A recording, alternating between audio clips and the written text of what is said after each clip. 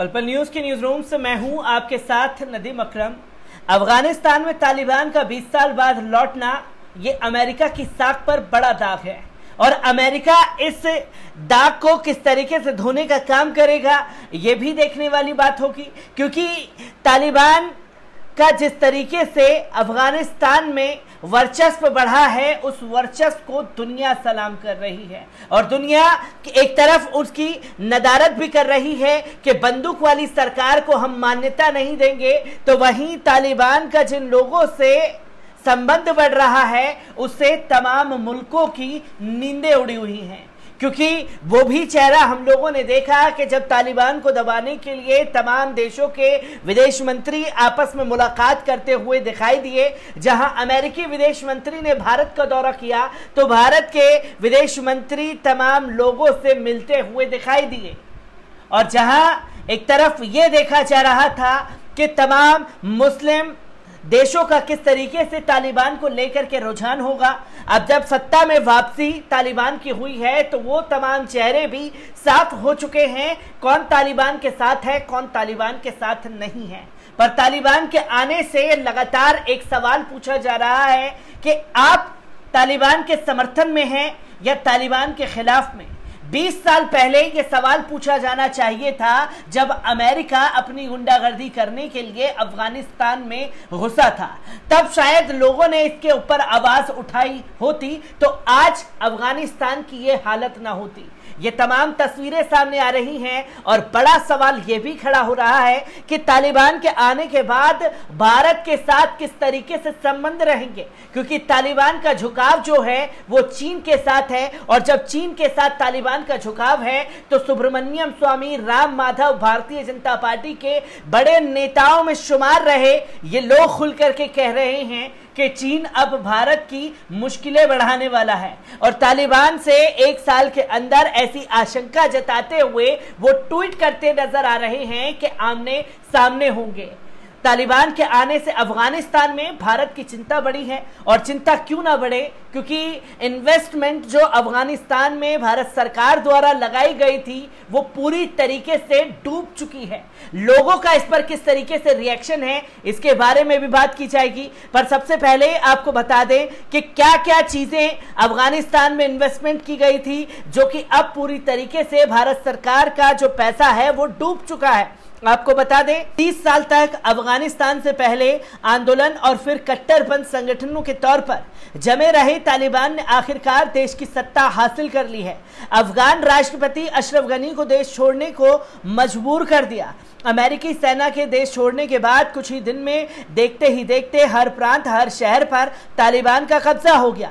इसके साथ ही सवाल यह भी है कि अब तालिबान के कब्जे के बाद अफगानिस्तान में भारत के निवेश का क्या होगा।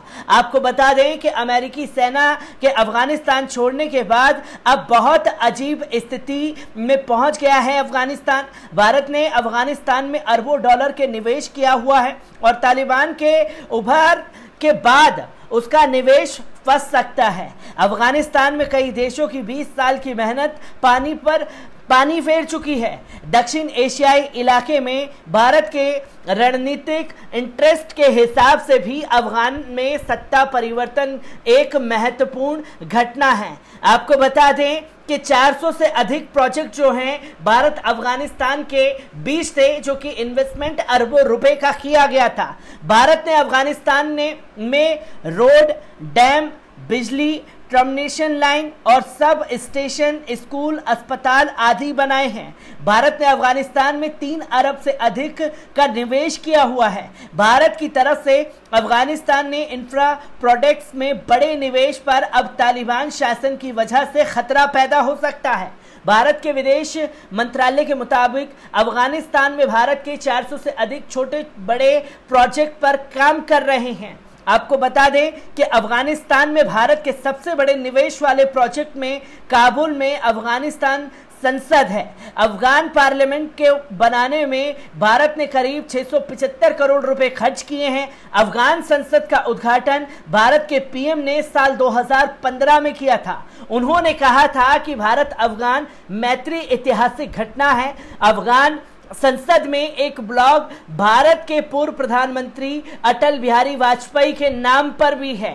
तो वहीं आपको बता दें कि अफगानिस्तान में बिजली की उत्पादकता बढ़ाने के हिसाब से एक सलमा डैम बनाया जा रहा था। हेरात प्रांत में बन रहा सलमा डैम 22 मेगावाट का हाइड्रो पावर प्रोजेक्ट था। साल 2016 में इसका उद्घाटन हुआ था और इसे भारत अफगान मैत्री प्रोजेक्ट के नाम से जाना गया था। हेरात प्रांत में पिछले कुछ हफ्तों में अफगान सेना और तालिबान के बीच भारी जंग चली। तालिबान का दावा लगातार ये रहा कि उसने डैम पर पूरी तरीके से कब्जा कर लिया है और जो लोग वहां मौजूद थे उन्हें भगा दिया गया है। तो वहीं आपको बता दें कि भारत के बॉर्डर रोड ऑर्गेनाइजेशन ने अफगानिस्तान में 218 किलोमीटर लंबा हाईवे बनाया है। ईरान सीमा के पास मौजूदा जारंज डेलाराम हाईवे के निर्माण पर 15 करोड़ डॉलर खर्च हुए हैं। ये हाईवे इसलिए भी अहम है क्योंकि ये अफगानिस्तान में भारत को ईरान के लिए एक वैकल्पिक मार्ग देता है। जारंजा हवाई हाईवे के निर्माण में भारत के 11 लोगों को अपनी जान गंवानी पड़ी थी। जारंज डेलाराम के अलावा भी कई रोड प्रोजेक्ट्स में भारत का निवेश लगातार अफगानिस्तान में बना रहा, जो कि अब तालिबान के आने से पूरी तरीके से फंस चुका है। अब मजबूरन ये बन रही है मौजूदा सरकार की, या तो वो खुल करके तालिबान के समर्थन में उतरेगी और अगर समर्थन नहीं करती है तो जो निवेश लगाया गया है वो पूरी तरीके से डूब जाएगा। क्योंकि अभी तक देश के प्रधानमंत्री की तरफ से कोई प्रतिक्रिया तालिबान के सत्ता में लौटने के बाद नहीं दी गई है। एक बड़े सवाल खड़े हो रहे हैं, तो इसी को लेकर के कई लोगों की प्रतिक्रियाएं भी तेज हो गई हैं, जिसमें तालिबान की विजय पर भारतीयों के विचारों को जानना भी बहुत जरूरी है। इजराइल को ग्रेटर इजराइल बनाना है, नेपाल को ग्रेटर नेपाल बनाना है, बांग्लादेश ग्रेटर बांग्लादेश बनना चाहता है, चीन अपने देश को विस्तार देना चाहता है, भारत के चरमपंथी संगठन के लोगों को अखंड भारत बनाना है। अखंड भारत तब बनेगा जब मौजूदा भारत में बांग्लादेश, नेपाल, भूटान, पाकिस्तान, अफगानिस्तान, तजाकिस्तान और तुर्कमेनिस्तान, ईरान आदि देशों में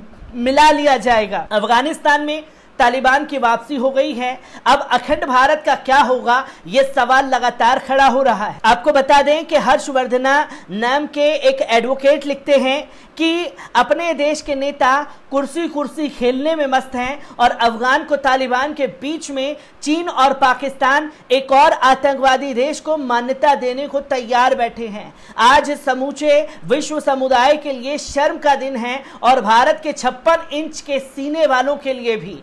तो वहीं रूबी अरुण लिखती हैं कि अफगानिस्तान पर तालिबान का कब्जा अमेरिका के उस मंसूबे का हिस्सा है जिसके तहत अमेरिका चीन को चौतरफा घेरना चाहता था और जिसकी शुरुआत अमेरिका अफगानिस्तान के उस इलाके से मजबूती से शुरू करना चाह रहा था जो बिल्कुल चाइना की सीमा से सटे हैं, तुर्क आबादी वाला क्षेत्र है।